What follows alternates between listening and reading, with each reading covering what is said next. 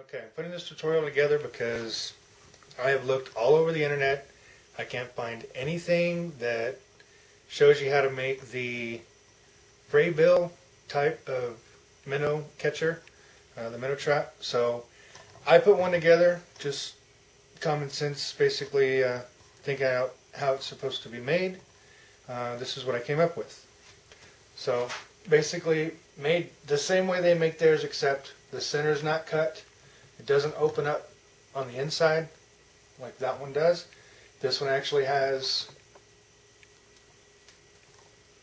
rubber bands with clips on the bottom.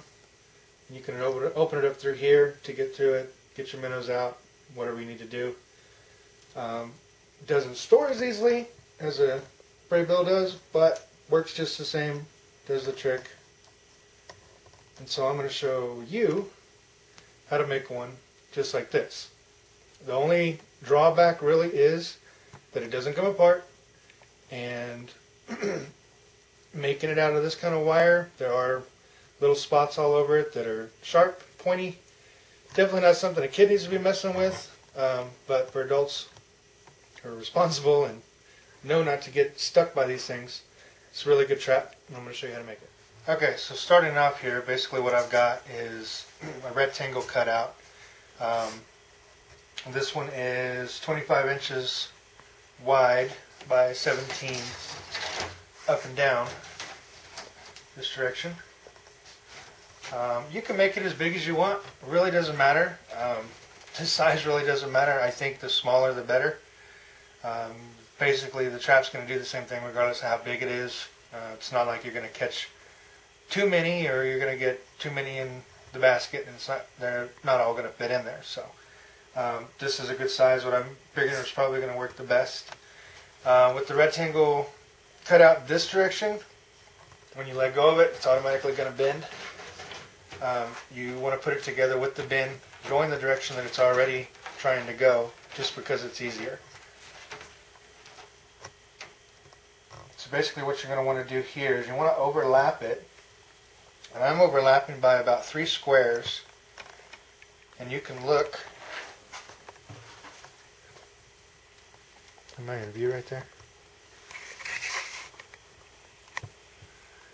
there? You can look on there and see the squares.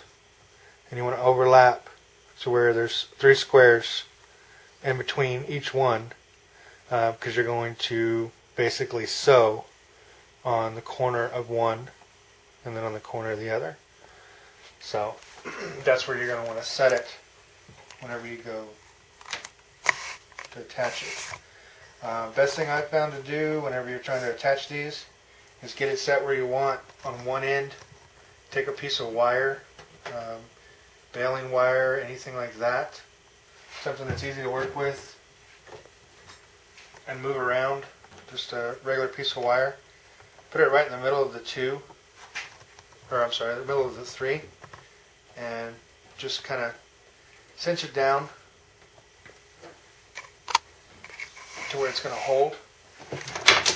And take wire cutters and cut that end off. We'll be taking that piece off later, so it doesn't have to be perfect, just as long as it's holding it together there. And then again on the other side, in between the 3, take your wire. And it doesn't have to be perfect, just as long as it's in there to hold it, so that way it doesn't keep popping out on you. So that'll hold it for now. You can do the center if you want. Don't have to. This is basically just to hold it in place. So at this point what we'll do is we'll sew up down the center.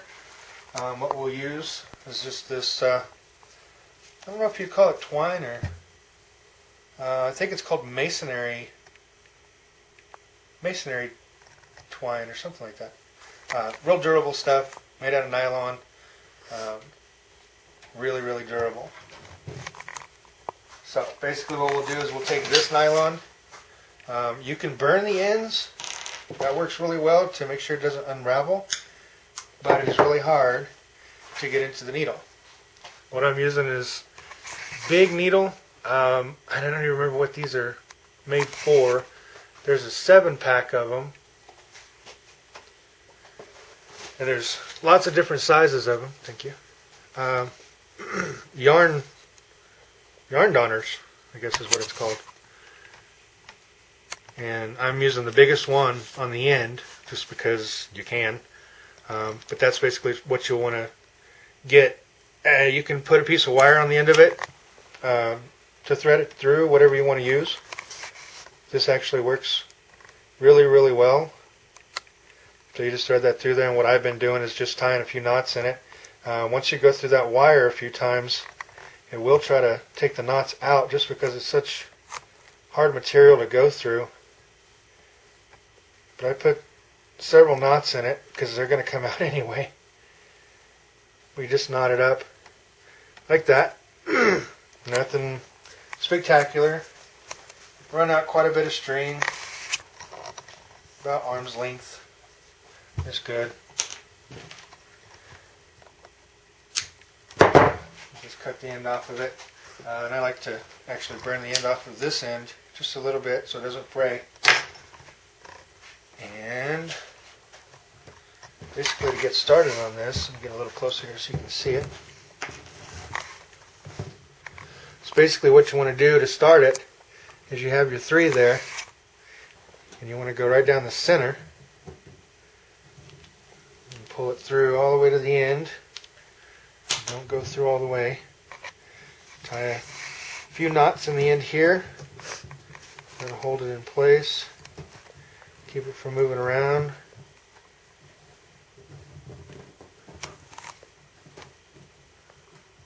And that's that. So now that piece is started. So from here all you're going to do is you're going to go in and out. Back and forth. This is where it gets kind of tedious. This part will take a while,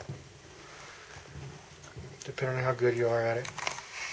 But you'll basically just go in and out each square all the way down till you get the whole thing sewed up.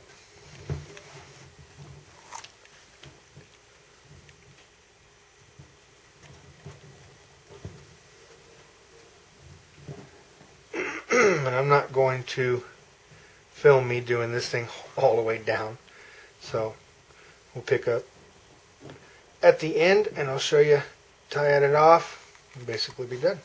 Something that I want to point out while I was going through here doing this is something that will actually make it quicker to get this sewn in is you can actually put one hand inside and the other hand of course with the needle on the outside, and of course you're going to want to follow that center line down all the way down. But what you can do, instead of doing each one at a time, you can actually put it through here, and you don't have to bring a lot of slack through. But you can just go in and out fairly quickly and get it done a lot faster this way. Instead of one at a time, drawing it all the way through. These little squares in here being made out of galvanized steel, they're fairly slippery when it comes to the thread. So you can do several runs like that. I got that one through there. It's going to try to knot up. So like I was saying, you can do several of them that way and pull it through fairly easily. You just want to make sure that you get it nice and tight. So you want to grab one end and pull pretty tight on the other end. So that's something that'll actually make it go through a little quicker. Looks really nice. Really uniform, really straight. It'll keep it together really nice. So, but again, you want to make sure that you get it nice and tight, so you'll hold one end and then pull the string really tight. This masonry string is so durable that you don't have to worry about breaking it or anything like that. But you can yank on it pretty good, make sure it's nice and tight, and these are nice and tight in here.